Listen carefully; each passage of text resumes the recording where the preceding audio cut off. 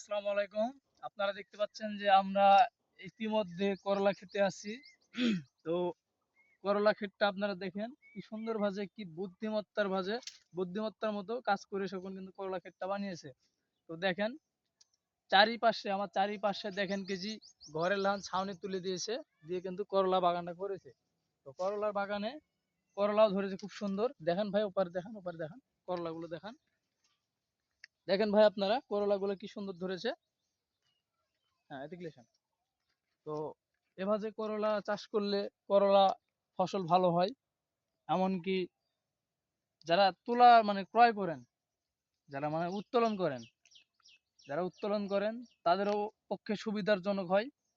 আর আপনারা এই যে বাগানের চারিপাশটা একটু ঘুরে দেখেন। দেখেন বাগানের চারিপাশটা ঘুরে কি সুন্দর লাগতেছে। আপনারা দেখেন কি সুন্দর লাগতেছে।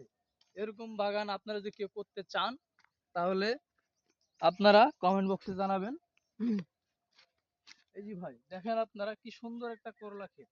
এরকম করলা ক্ষেত আমাদের এখানে আছে। আপনার ধরেন কি জি আহ, এই করলাকে বলে টাইগার করলা বলে নাকি, টাইগার করলা, হাইব্রিড টাইগার করলা।